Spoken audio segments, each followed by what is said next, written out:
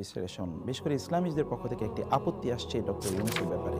Doctor ইউনূসের ব্যাপারে ইসলামিস্টদের যে আপত্তি, সেই আপত্তির সাথে আমরা একমত যে তিনি সুদকে সামাজিকীকরণ করেছেন, বাংলাদেশের সর্বত্র তিনি ছড়িয়ে দিয়েছেন, এই বক্তব্য সত্য। কিন্তু তার পাশাপাশি ইসলামিস্টদেরকে যে কথা ভাবতে হবে তা হলো বর্তমানে বাংলাদেশ যে ক্রাইসিস ফেস করছে, পলিটিক্যাল ক্রাইসিস আছে, সিকিউরিটি ক্রাইসিস আছে, ইকোনমিক ক্রাইসিস আছে, স্ট্যাবিলিটি এর ক্রাইসিস আছে, এবং রয়েছে এখানকার ডেভেলপমেন্টের ক্রাইসিস, রয়েছে ইন্টারন্যাশনাল রিলেশনের ক্রাইসিস।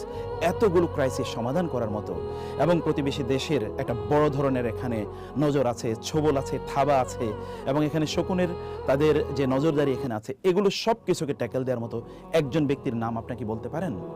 ডক্টর ইউনূস ছাড়া, যিনি সবগুলো জিনিসকে এখন এই মুহূর্তে ট্যাকেল দিতে পারবেন। একবার চিন্তা করে দেখুন, একটা যুদ্ধ বিধ্বস্ত দেশের মতো একটি দেশের মধ্যে আমরা এখন আছি। এই দেশের জন্য ব্যাপক পরিমাণে ইন্টারন্যাশনাল সাপোর্ট লাগবে। এই সাপোর্ট নেওয়ার মতো বাংলাদেশে একমাত্র ব্যক্তি কি ডক্টর ইউনূসের বাইরে আর কেউ আছে? এবং দ্বিতীয়ত একবার চিন্তা করে দেখুন তো যে আমাদের